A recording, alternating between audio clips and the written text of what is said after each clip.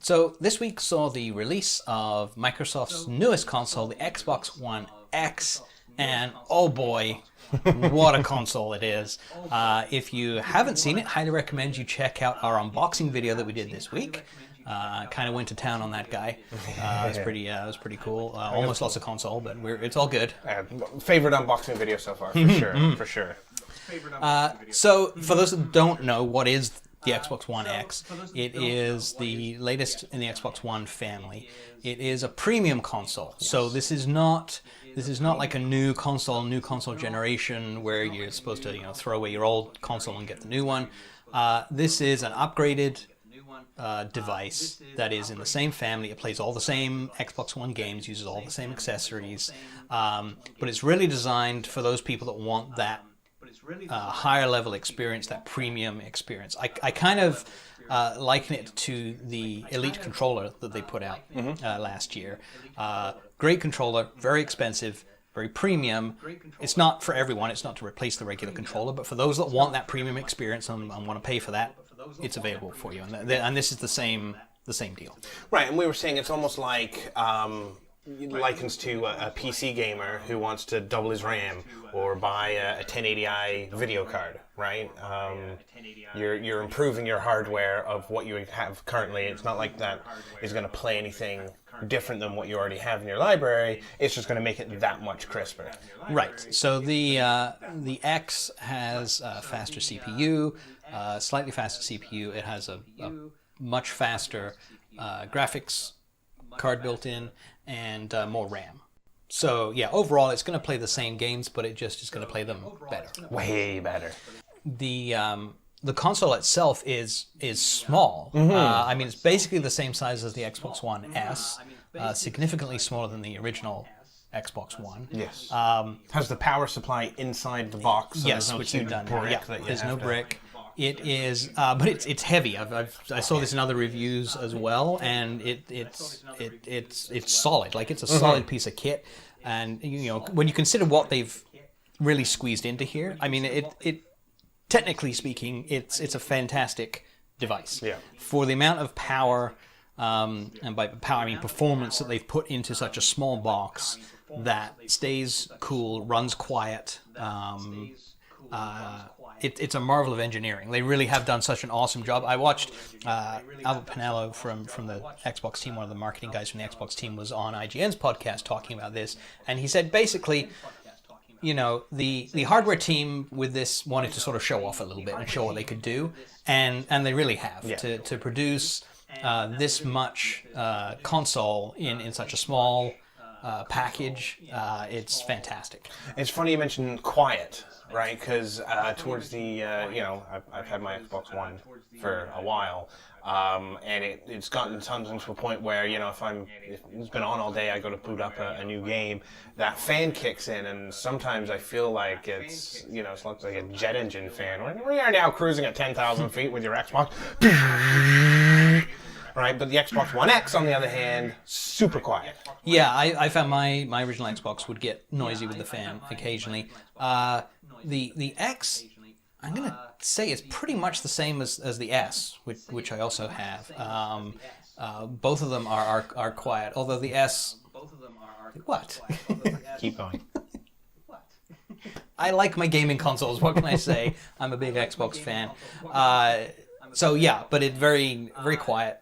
No issues there. Again, when you consider how much performance this thing has got under the hood, they designed basically a liquid cooling system for the X in order to make it run cool, and you don't need that large fan on there.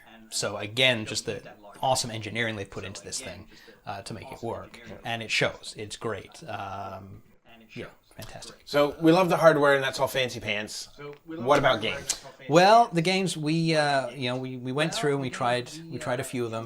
Just try them out. Of course, you get the console, you're gonna throw it in and check some stuff out. So one of the first games I tried was Shadow of War, which I'm still playing through. And I'd said before, even on the regular Xbox One, the game looks great, very very sharp and very crisp. I was very impressed with the graphics. But man, on the X, everything is just turned up a notch. Yeah. Like the clarity is just amazing. I'm running it on a 4K HDR TV, and man, you really notice the difference. I wasn't sure how much difference I would notice, but I do very much notice a big difference in how much more detail there is on the textures and how clean and crisp everything is. And of course, it runs silky smooth as well. So that's one game that really shows it off. Also the lighting. Now I had an Xbox One S, which also supports HDR, which is the better, more dynamic lighting with more range. And the game already took advantage of that on the S. On the X, somehow the lighting, excuse me, on the X, somehow the lighting is even better. I don't know why. It's almost like the HDR output is better on the X than it was even on the S. I don't know how or why, but the picture just looks gorgeous. Yeah, it really does. I threw in Forza, the Forza 7 demo, because you have to try that. That's Microsoft's sort of flagship game that they've done for Xbox One X. And yeah, just silky smooth. The feeling of speed with that game is just so incredible. The way they've really captured what it feels like to race around those tracks. And the car models are fantastic. The dynamic lighting and the weather, everything looks great. So crisp on the X. And of course, also been playing Call of Duty. Right. Now, I was actually surprised Call of Duty was not one of the games they really touted as being enhanced, but it did receive a patch to enable upgrades for the Xbox One X, and it looks fantastic. Yeah. I am really impressed with it. It's probably helping my enjoyment of the game as well, but just how crisp everything looks. Again, the amount of detail. The one map, Gustav Cannon, that we were talking about, it's an outdoor map, it's snowing. It looks absolutely beautiful. I really liken the whole experience with the X to playing on a high-end PC. It's really what it feels like. Is playing on a PC with the detail level maxed out. Yeah. That's kind of the experience you're getting. Very, very cool with Call of Duty. Battlefront 2, again, I mean, that game looks amazing anyway. Already, yeah. So the difference between regular Xbox One and X is probably not as great with Battlefront because it already looks fantastic. But again, just everything just gets a little bit cleaner and a little bit crisper on the X. I tried Need for Speed real quick as well, just not as dramatic a difference, but again, crisp, clean looking. The HDR really makes a difference. The HDR lighting, makes almost as much difference as the resolution. In fact, I'm not sure the resolution is as big a deal as the more detailed textures, which is a function of resolution as well, but just the more detail in. Like with Shadow of War, there are two settings for the game. There's a performance mode or resolution mode where it locks it to 4K resolution, but it will reduce some of the graphical effects in order to maintain 4K. And then there's a quality mode where it turns on all the bells and whistles for the graphics, but the resolution may scale down from 4K at times. And that's the mode I've got it on. It's the quality mode. I love it. It just looks great. I mean, it's not the kind of game that you need. It's not 60 frames per second. It's 30. So the speed isn't as big a deal, but it just looks beautiful. Something like Need for Speed, it's all about speed, and it's just a locked. As far as I can tell, it's just 4K, and I don't think they've done any other upgrades with that one. The other game I've been playing a lot of and tried was NBA 2K18 because it received a 4K patch, and that's probably the one I noticed the least difference with. Really? Because that's a pretty game already too, right? Yeah, it looks good. It was already, as far as I can tell, running pretty smoothly at 60 frames a second anyway. I did see an article that indicated that some of the textures are a little better and the shadows and stuff, but it's pretty minor with that game by comparison. There's not a dramatic difference. I mean, it still looks and runs great. I think what they said is in the neighborhood mode, there on the original Xbox One, there are some frame rate slowdowns in that area because of the amount of stuff going on. Whereas on the X, it maintains its performance throughout, right? So, not a big deal, but load times any different?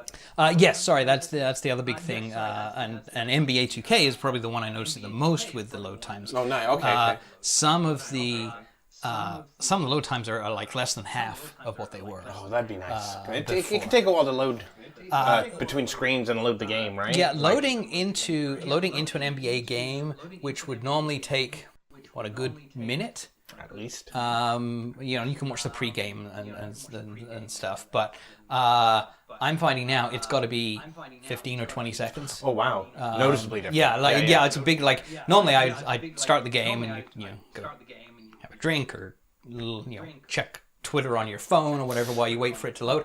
I can't do any of that now. I start it and it's pretty quickly it's there. Loading into your My Court and stuff like that is quicker as well. So that's pretty good. I enjoy that because there's a lot of waiting for load times in that game. Yeah. So notice that's improved. I think I'm seeing improved load times across the board. It's very difficult. I didn't really measure stuff, beforehand. But even like with Call of Duty, I am regularly the first player loaded into the map, waiting for other players to join. Whereas previously, I would be, by the time the map had loaded, the round had already started, or was there's only like 5 seconds left until the round starts. So based on that, it would seem to be that's loading a lot faster too. So that's pretty cool. So I was going to say, speaking of noticeable differences. Yes. Assassin's Creed. Can we talk some Assassin's Creed? Let's talk Assassin's Creed. Yes. So after 30 plus hours playing it on my crappy old 1080p screen, we booted up on 4K HDR. Now, first of all, in the Assassin's Creed settings, there is an HDR settings. Go in there, tweak a little bit. Because booting that up in 4K with HDR on the Xbox One X is amazing. Like, I've gushed about the graphics before, the draw distance and things like that.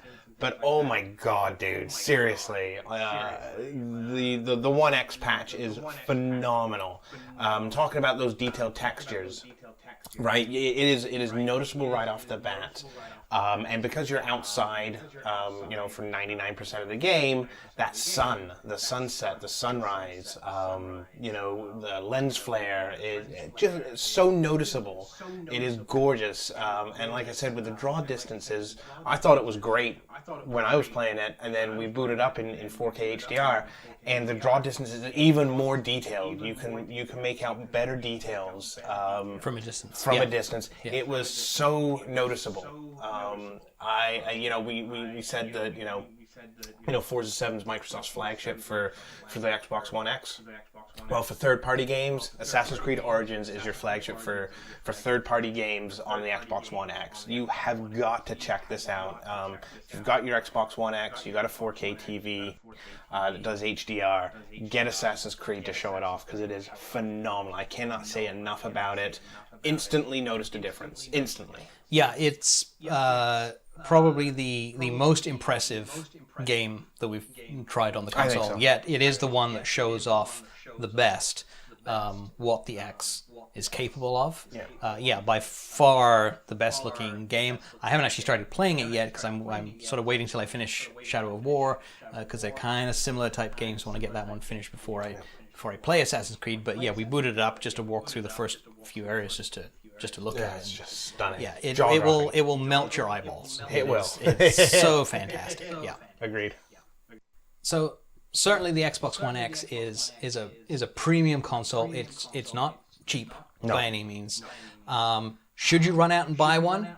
That's up to you. This is not like an automatic upgrade. It is for those people that want the best, that want that high resolution graphics.